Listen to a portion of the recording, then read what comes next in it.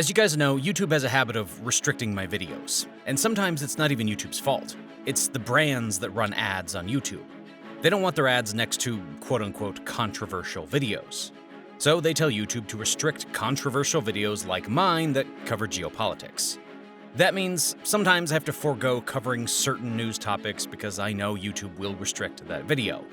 But often those controversial topics are important news that you guys ought to know about. And that's why I launched Global Recaps, my own geopolitics newsletter. Every day I send an email directly to your inbox covering the world's most important news, and there's no third party censoring any topic. If it's important, it'll be in the email so you guys can know about it. These are short and simple emails that take about 5 minutes to read.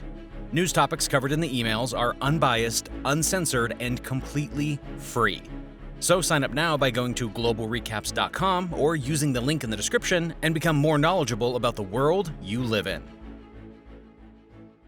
This is South Africa. Country's current economic troubles are said to be a recipe for disaster. South African rand's misery continues. The currency hit another low on Thursday. The reality is that the economy can't grow. Riots and looting. COVID-19 is causing an increasing number of deaths. The country is facing its worst ever power crisis. Rolling blackouts across the country almost on a daily basis. Africa is dangerously close to collapse. Riots and lootings against foreign nationals have been ramping up across the country. Because we just don't have enough electricity. Demanding the government to prevent an economic collapse. The once booming economy of South Africa has been in a steady decline for the past few years, with the unemployment rate skyrocketing and social and economic inequality worsening. Even the power situation in the country is in a dire space, to the point where riots are happening as people protest for something basic: electricity. There are various reasons that have contributed to the decline of South Africa's economy. These range from political matters to certain shortcomings of the economy itself, based on the figureheads that have been in place. In this video, I'll be examining all these factors in depth to realize just how South Africa's crown jewel has fallen from grace and if it can be saved. I will also talk about why the US is starting to distance itself from South Africa and why its ambassadors are speaking negatively of the administration. To understand South Africa's fall, one would have to go back to the roots of what made the nation shine and be above other economies in Southern Africa and Africa as a whole. The economy of South Africa was revolutionized in the late 19th century, when diamonds and gold were discovered there by the settlers in the area, as is the story in the tales of great cities and civilizations, where the promise of money is extensive investment from foreign capital will always follow. South Africa was no exception to this. In the years following the Second World War, the country established a well-developed manufacturing base. And it has experienced highly variable growth rates, including some years when its growth rate was among the highest in the world. All this stemmed from its diamonds and precious minerals that saw the country on a streak of growth. The challenge, however, was it was a colony, and so a wave of change was certain to follow. By the late 1970s, the world was waking up to the terrors of colonialism, and so the funding and international support that the minority country in South Africa had began drying up. It was an era of change that saw South Africa's economy stumble as the world came together to fight for the country's independence. Eventually, change came, and in 1994, South Africa got its independence. It was then that a shift started taking place, as South Africa's economy started rising again as significant foreign investment saw its way into the nation. Despite the influx of money, post-apartheid South Africa was then faced with the problem of integrating the previously disenfranchised and oppressed majority into the economy. Perhaps this is where the problem started, as we will soon see. South Africa's fall from being a top global economy in the 1990s can be attributed to several factors, including the global economic crisis of 2008, political instability, droughts, and the decline of the mining industry. The global economic crisis of 2008, to start with, greatly affected South Africa's economy, with the country experiencing a recession for the first time since 1992.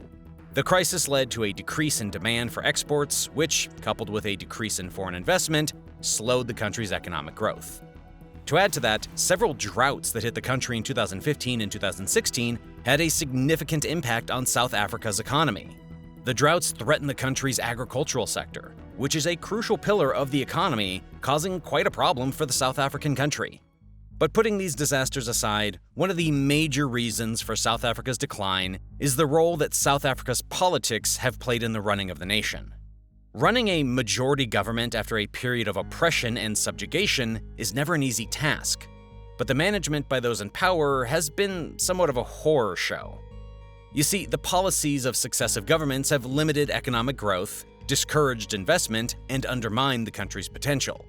Throughout this video, I will touch on some of these policies and how they've affected the nation. And as I do that, please feel free to touch that like button, as it'll help this video get published by the YouTube algorithm. These videos take a lot of work, and your likes, comments, and subs validate that effort. Alright, back to the basics.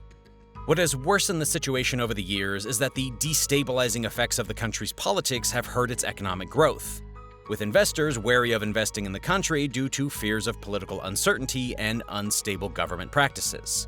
I mean, let's face it, how many multinational companies want to put their dollars into something they don't trust? This is perhaps one of the key reasons for the decline of the South African economy. As the bad policies have worsened, they have brought with them political instability. Certain administrations over the years have wreaked havoc on the South African economy, inspiring little to no faith amongst the people. In fact, it is no exaggeration to say that in its short history, South Africa has had a long history of power struggles within its political system, with various players competing for control and influence. In all of this, the African National Congress Party, which has been in power since the end of apartheid, has been the dominant political force in the country. However, within this ANC party itself, there have been different factions vying for power and influence. This internal turmoil within the main party is what led to the removal of former President Jacob Zuma in 2018, and the rise of Cyril Ramaphosa as the new president. A reluctant announcement from an embattled president. The decision to resign as president of the republic with immediate effect. The Honorable Matamela Cyril Ramaphosa, duly elected president of the Republic of South Africa. Cyril Ramaphosa has been duly elected as South Africa's new president. We'll try to work very hard not to disappoint the people of South Africa. Thank you very much. You see, the Zuma administration was particularly notorious for political instability, with several allegations of corruption and repeated reshuffling of key power positions for personal gain. This administration was accused of using state institutions to pursue global agendas, which further undermined public trust in the government. It was on the back of this wave that Cyril Ramaphosa took his chance to rise to power. This move, however, though it spelled the end of Zuma, added to the nation's struggles. This was because all this political instability led to the downgrading of South Africa's credit rating, which in turn has made it more difficult for the country to access international loans and raise capital. Though from a distance they seem detached, you really can't separate politics from economic growth. They are basically two sides of the same coin, a fact that at this very moment is very unfortunate for South Africa. The political instability that South Africa is seeing at this point also fuels what can only be called gross corruption in the nation. Corruption in South Africa has become a major obstacle to economic growth and development in the nation. The level of corruption in the nation discourages investment, forces companies to pay bribes to access government contracts, and undermines public trust in the government. In fact, according to a report published by the World Bank, corruption is the single most important obstacle to economic development in South Africa. Let me repeat that for you. The biggest factor stopping South Africa from being its best self is corruption from within. That is major. The government's failure to combat corruption has led to widespread disillusionment and social unrest, which further undermines economic growth. And these problems always start from the top. As I said before, former President Jacob Zuma was ousted because of his gross corruption. The former president was using state funds meant to better the lives of the people for his own benefit. An example of his extreme extravagance came in the form of his village home in rural KwaZulu-Natal province. The home's renovations began when he took office in 2009, a year after the global disaster of 2008. The renovations for his home, which again were paid for by public funds, amounted to a whopping $20 million. When it was time for a trial and Zuma was asked to explain this lavishness, he said that all the state funds had been spent practically. He said that the so-called lavish Olympic-sized swimming pool at his homestead was in fact not meant for swimming, but was a fire pool. This, his lawyer explained, served as a water source in case of one of the compound's thatched roofs were to catch fire and would need water to douse. Yeah, think about that excuse. This was just one of the many excuses used by the former president and his administration. It's hard to maintain a booming economy when such examples of gross misspending of funds are rampant. You can also best believe that if the president is allegedly that corrupt, then that level of corruption runs down the whole chain to the very bottom. Everyone is eating and taking a cut, and therefore nothing ever gets used appropriately for the good of the nation. For those of you who may think that political instability and corruption don't play a big role in the economic decline of a nation, well, think again. Let's consider these numbers, shall we? The president that was at the helm when South Africa's economic growth was the highest was Thabo Mbeki, who presided over an average growth rate of 4.1%.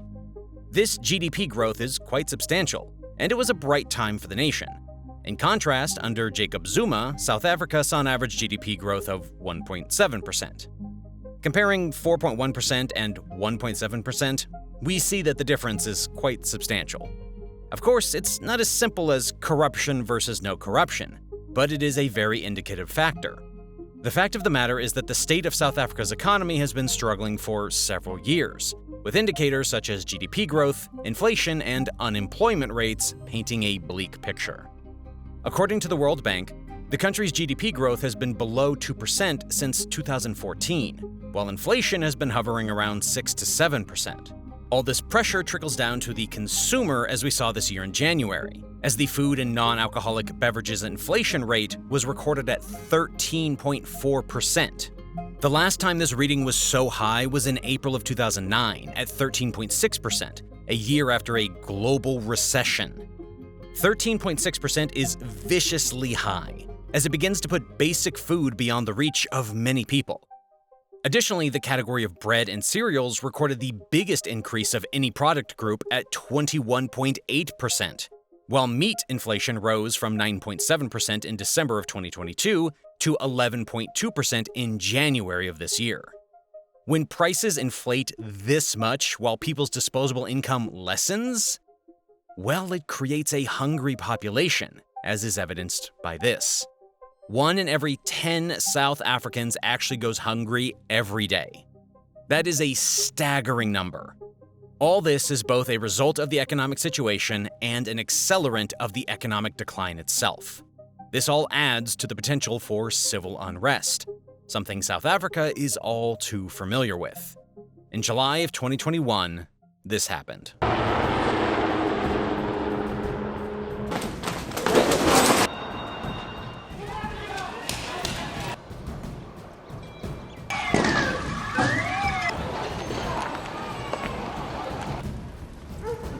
Businesses, shops, and warehouses were destroyed, looted, and in some instances burnt, like in KwaZulu-Natal and parts of Gauteng. This disruption, which lasted for 8 days, is reported to have cost the economy more than $3.4 billion. It was the worst violence to hit this country since the arrival of democracy in 1994. The chaos was allegedly triggered by political allies of the country's disgraced former president, Jacob Zuma, in reaction to his imprisonment for contempt of court. It showed how easy it is for violence to spread across the nation, and how dangerous it can be. Years later, many South Africans are still yet to recover financially, and the economy is still yet to be balanced out by the cost caused by these, not to mention the massive loss of life. Such incidents that in South Africa always seem to be a slight provocation away are part of the reason why the economy struggles to flourish and is in decline. Back to the root focus. It is no secret that corruption and mismanagement within the government have accelerated this economic decline, profiting the pockets of those in power while ruining state-owned enterprises such as Eskom and South African Airways. These enterprises meant to sustain the lives of the masses are barely managing to stay afloat, and hence, we have this. South Africa is facing its worst electricity crisis. It's deepening energy crisis. Blackouts of up to 10 hours a day. The demand coupled with old and poorly maintained power stations. Got too many interested groups that lobby against particular course of actions. The decline of South Africa's economy due to corruption and other various factors has contributed to the sharp decline of South Africa's energy and electric company, Eskom. As it stands, South Africa's blackouts have reached critical levels. This is so bad that South Africa's president, Cyril Ramaphosa, has declared a national state of disaster in response to the country's drawn-out energy crisis. The situation is so bad that it is being called an existential threat to Africa's most developed country. The electricity and energy crisis has worsened in the last couple of years, with 2022 seeing more than twice as many blackouts as any other year. This is due in part to the aging coal-fired power plants breaking down, all while the state-owned power utility Eskom struggled to find the money to buy diesel for emergency generators. You understandably wonder why such a large state-owned company would fail to find money to make such critical purchases. The bottom line is that all of this has resulted in people not having electricity for blackout periods as long as 12 hours a day. To give you a highlight of how bad the situation is in South Africa, take a look at this headline. People have been advised to bury the dead within 4 days, after the South African Funeral Practitioners Association warned that mortuary bodies were decomposing because of the constant electricity outages. This is nothing short of wild and crazy. The question is perhaps, how did it get this bad? You see, Eskom supplies the vast majority of South Africa's electricity via a fleet of coal-fired power stations that have been overused and under-maintained for years. Taking units offline to perform crucial maintenance work worsens load shedding in the short term, because Eskom has very little backup power, and so that hardly tends to happen. The current power plants now then have to serve too large of a power grid, and this creates a problem. This problem was supposed to be fixed by building two of the world's biggest coal-fired plants, Medupi and Kusile, in the Limpopo and Mpumalanga provinces of South Africa. However, 15 years after construction started, these plants are only delivering about half of their 9,600 megawatts combined capacity because of breakdowns, technical deficits, completion delays, and accidents. These power plants were scheduled to have been operating at full capacity back in 2015, some 8 years ago. But between mismanagement, corruption, and perhaps ignorance, delays have occurred. The cost overruns, amounting to billions of dollars at the two mega plants, have helped drive up Eskom's debt to 423 billion rands, which is about $28 billion. This leaves the state-owned company in quite a precarious financial position. To make an already bad situation worse, electricity theft, including by impoverished townships in South Africa, and non-payment by municipal customers have made matters worse.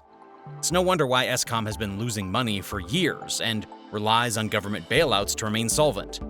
For the year ending in March of 2022, it reported a loss of 12.3 billion rands, which is $732 million. And as bad as this is, it is an improvement on the previous year's losses of 25 billion rands, or about $1.5 billion. But it is racking up debt all the same. Despite steep tariff increases for customers, Eskom is still unable to cover its costs. In an attempt to stop the company from going under, this year the South African government has decided to do this. Blackout conditions have been consecutive for months, for years. You know Eskom needs every cent it can find. Have received massive bailouts again. Says that the power utilities' debts and loans amount to more than 396 billion rand. To deal with Eskom's crippling debt, National Treasury has pledged to take over as much as 2/3 of the power utilities' 400 billion rand debt. The government announced plans to take on more than half of the struggling state power company Eskom's debt over the next 3 years. This is being done to help strengthen the company's balance sheet and operations, and to enable it to restructure for the future. What this means is that the government is taking on about 254 billion rands, which is equivalent to about $14 billion, out of Eskom's $28 billion debt that was at risk of default, to enable the utility to pay down the debt and interest obligations. The move will free up money for spending on maintenance and the transmission and distribution parts of Eskom's business. But given the track record, one can wonder if it will really be used in those channels. The truth of the matter, though, is that Eskom shouldn't be struggling this badly. This amount of debt is a direct result of years of mismanagement and systemic corruption that has riddled the state utility. Under South Africa's former president, Jacob Zuma, Eskom went through repeated leadership changes. Evidence presented to the Corruption Commission suggests that this was part of a plan by Zuma and his allies to steal taxpayers' money from the utility, including through lucrative coal supply contracts. After extensive corruption committee boards were set up, Eskom's own financial statements revealed that 104 confirmed cases of fraud and corruption were registered with the South African Police Service over the year to March of 2022. That's quite the number of cases. It remains to be seen whether Eskom's graft problem can be rooted out, or if these problems will persist. Another challenge that occurs when a system is deeply corrupt is that those who seek to rid the nation of corruption become victims of it. A perfect case in point is the current CEO of Eskom, Andre de Ruyter. After the man took a harsh stance on tackling corruption and trying to overhaul the troubled utility, he became the victim of attempted cyanide poisoning. This serves as both a deterrent to others who have similar thoughts and a protection unit for the corrupt individuals in the circle. This situation in itself shows just how much of a thug state South Africa has become, and how this all worsens both the energy crisis and the economic decline of the nation. The craziest thing about this entire energy crisis is that it wasn't always like that. These are situations that have worsened as the economy has declined. When Nelson Mandela's African National Congress came to power almost 3 decades ago, South Africa was blessed with a surfeit of electricity, a legacy that remained from the apartheid's regime obsession with self-reliance as it faced global sanctions. When the democratic government came to power, it expanded access to electricity to millions of predominantly black households in its first 4 years. The surplus from a fleet of coal-fired plants was even tapped to light up homes in neighboring nations. That was at a time when South Africa shined. But now, well, the story's different. With all the money seeping out of the economy through corruption and political mismanagement, the ANC government has failed to build new plants while maintaining those already in place. This has left the continent's most industrialized nation operating at less than its potential. The effects of the horrible power crisis aren't only limited to the big companies either, oh no. Even small businesses are being affected, and that is jeopardizing economic growth and jobs in a country where the unemployment rate already stands at 33%. It's estimated by the Department of Energy that these power outages cost more than $51 million a day in lost production. That's quite significant. This is money that could be going into the economy, but alas, it is not. Earlier this year, President Ramaphosa was forced to cancel a trip to the annual World Economic Forum in Davos, Switzerland. This was a result of the rolling blackouts in a bid to contain the situation. He then went on to put in place a national state of disaster due to the electricity situation. According to him, that would allow the government to provide practical measures to support businesses and ring-fence power supply for critical infrastructure, such as hospitals and water treatment plants. He then went on to appoint a Minister of Electricity with full responsibility for overseeing all aspects of electricity response. This was just one measure. Ramaphosa also unveiled anti-corruption measures meant to guard against any abuse of funds needed to attend to this disaster, and a dedicated South African police service team to deal with the pervasive corruption and theft at several power stations.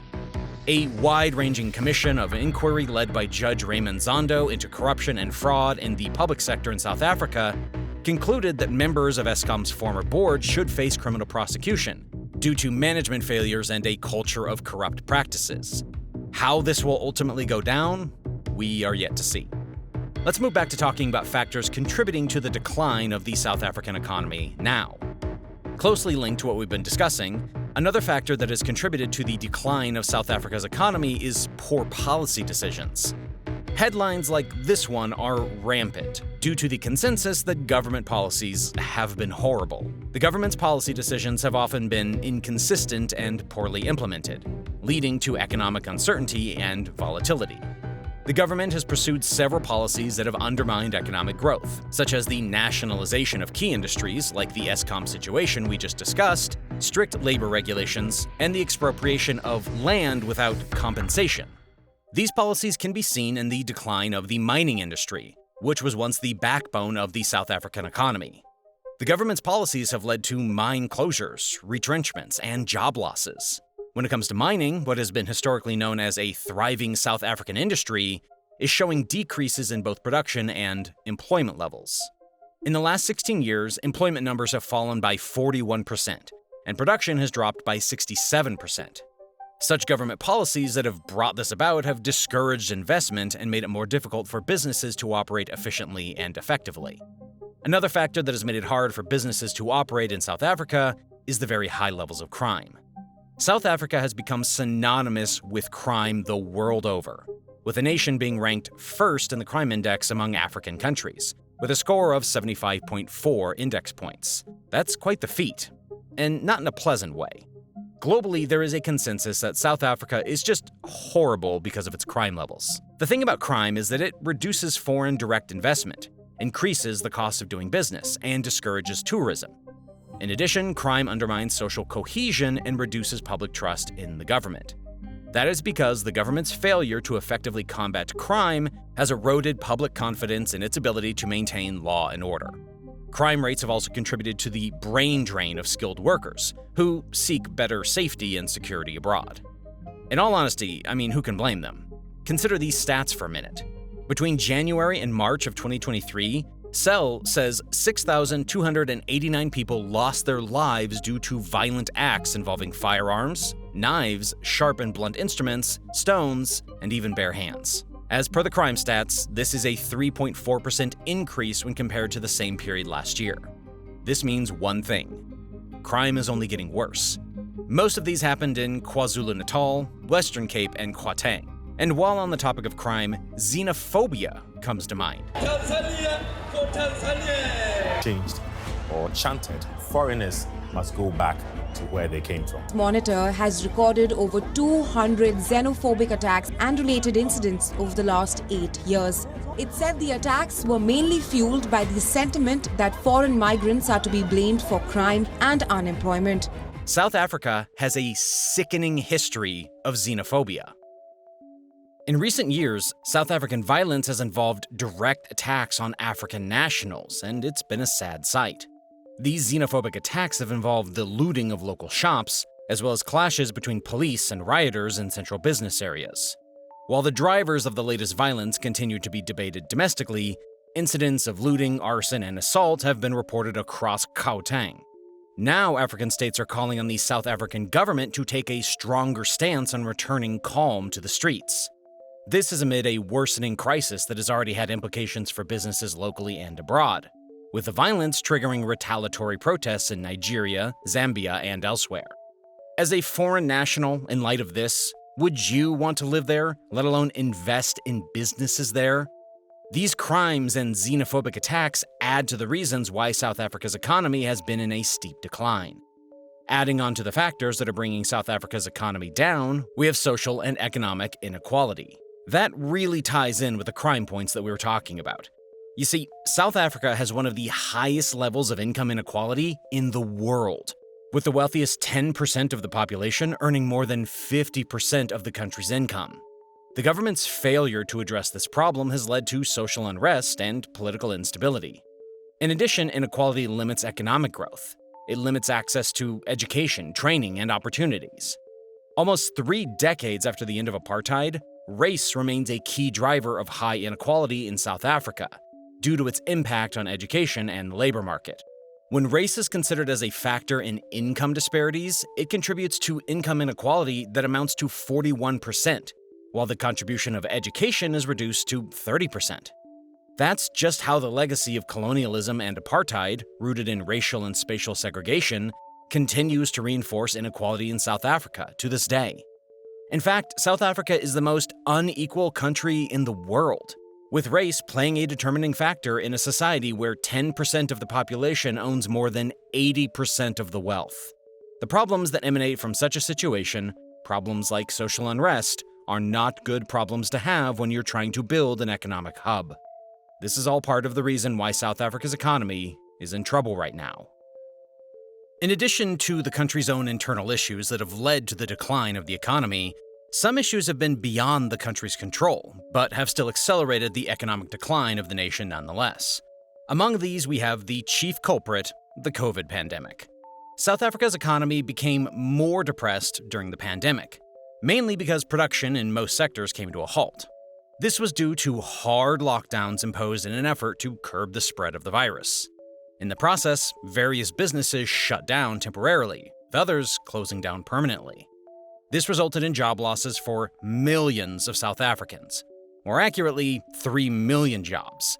That's a heavy blow that can easily ripple through an entire economy.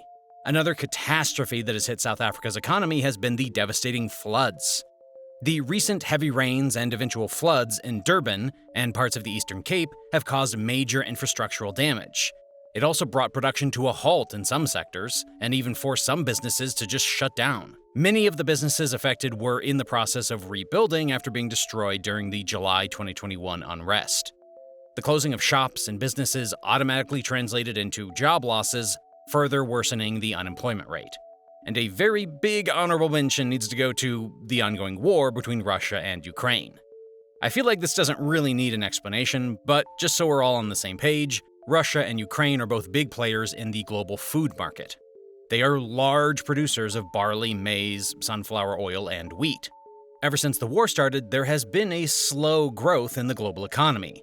This has accelerated inflation across South Africa, as well as increased the price of food. This, of course, has hurt the economy. Another factor worth mentioning that has hurt the economy might be their own foreign policy. Put simply, South Africa's foreign policy is in disarray.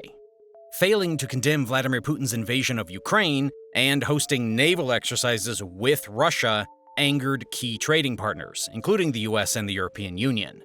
That, in turn, alienated them from certain markets and made it harder to increase trading deals with nations like the US. Given that the US is viewed as the de facto world leader, being in their crosshairs creates a big problem for South Africa. On top of all this happened just last month. South Africa's relationship with Russia is once again in the spotlight. The US ambassador to South Africa has publicly accused the government of delivering arms and ammunition to Russia. We are confident that weapons were loaded onto that vessel, and I would bet my life. Did the African nation provide military support to Moscow despite its professed neutrality? Ship, the Lady R, picked up weapons during its stop at a Cape Town naval base. The US ambassador to South Africa accused the country of providing weapons and ammunition to Russia for its war in Ukraine. This was via a cargo ship that docked secretly at a naval base near Cape Town. It was there for 3 days between the 6th and the 8th of December. Ambassador Ruben Brigardy said the US was certain the equipment was loaded onto the Russian vessel at the Simonstown naval base, and then transported to Russia. This action made the USA seriously question South Africa's supposed neutral stance in the war in Ukraine, which of course complicates trading relationships. When questioned over the matter, South African President Cyril Ramaphosa said an investigation was underway. His exact words were, "The matter is being looked into, and in time we will be able to speak about it." This does very little to ease the worries of South Africa's trading partners, and ultimately results in the loss of trade and bad economic relations. It's no wonder the rand crashed when the news broke out. The question now becomes, in light of everything, what can be done, if anything, to turn South Africa's economy around? Well, I think it can be done. Is it easy? No, not by a long shot. But the potential for it exists. So how can it be done? Well, several measures can be taken to help get the country back on track. Let's look at just a few of them. First, and probably most critically, South Africa as a nation needs to address the issue of corruption and figure out ways to improve governance. Corruption is, and has been, a hindrance to economic growth. South Africa needs to take a firm stance against it. Things like this go a long way in showing that no one is above the law. This acts as a deterrence to anyone contemplating a system of corruption. A consensus between all governing bodies against corruption also shows a united front, and this aids in the matter. Showing how serious he is in resolving this, President Ramaphosa said this in a January 8th statement. "We will continue to heed your messages which you have articulated very clearly about the government, our movement taking steps to rid corruption out of South African life." At the very least, this shows commitment. What's left is the need to create a transparent and accountable system. This will, at the very least, make corruption less of a problem than it currently is. This will go a long way towards fostering better business practices. And speaking of that, South Africa also needs to create a conducive business environment, one that is attractive to foreign investors. You see, foreign investment always brings in massive amounts of money and development into a nation. They also aid in the unemployment matter by, hiring local labor for whatever sort of work that they need to get done. This will help reduce South Africa's staggeringly high unemployment rate. And by giving young people things to do and jobs to execute, it keeps them off the streets and hopefully away from crime. So you see, if South Africa creates a business-friendly environment by having regulations that make it easier for businesses to operate, then the country will experience a huge economic overhaul. Considering that South Africa is a part of BRICS, as these countries come together to create a new world order, it will undoubtedly benefit as well. And as new opportunities arise, they create more avenues for the local economy, and so on. Talking about avenues for the local economy, I also think that the nation must diversify its economy to not be singularly focused.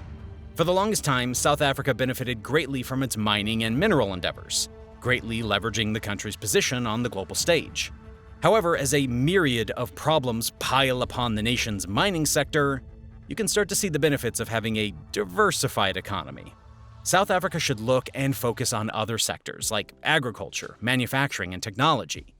If they capitalize on this, they can be able to grow their economy back into a booming one that can attract all kinds of people.